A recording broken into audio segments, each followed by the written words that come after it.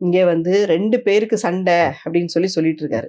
விஜய் அவர்கள் வந்து என்ன சொல்றாங்க, இங்க தாவேகாக்கும் திமுகவுக்கும் போட்டின்னு சொல்லிட்டு இருக்காங்க. நான் சொல்றேன், உண்மையான வாக்காளர்களுக்கும் போலி வாக்காளர்களுக்கும் தான் இங்க சண்டை.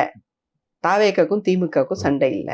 திமுக யார் கூட கூட்டணி வச்சாலும், தாவேகா யாரோட கூட்டணி வச்சாலும், காங்கிரஸ் யார் கூட கூட்டணி வச்சாலும், யார் கூட கூட்டணி வச்சாலும் வைக்காட்டாலும் போலி வாக்காளர்கள் வழியாக எஸ்ஐஆர் வழியாக பிஜேபி 2026 நம்ம விழிப்புணர்வா இல்லாம நம்ம விட்டுட்டோம்னு சொன்னா கண்டிப்பா அவங்க ஆட்சி அமைச்சிருவாங்க.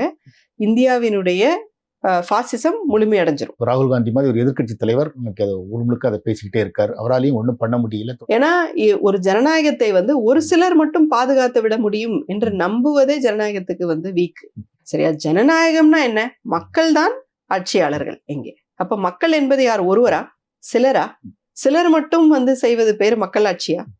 இல்ல இல்லையா? அப்ப எல்லாருடைய இன்வால்மெண்டோட சிலர் பிரதிநிதிகளாக செய்கிறார்கள், அவ்வளவுதான். ஆனா எல்லாத்தையுமே பிரதிநிதிகள் செய்ய முடியுமா அப்படின்னு கேட்டா கிடையாது. அப்போ இந்திய மக்களாகிய நம்ம வந்து ஒரு தெருவில் இறங்குறது, ஒரு போராடுறது, ஒரு ஜல்லிக்கட்டு போன்ற ஒரு மிகப்பெரிய அஹிம்சை போராட்டத்தை நம்ம முன்னெடுக்க வேண்டிய ஒரு அவசியம் இருக்கு.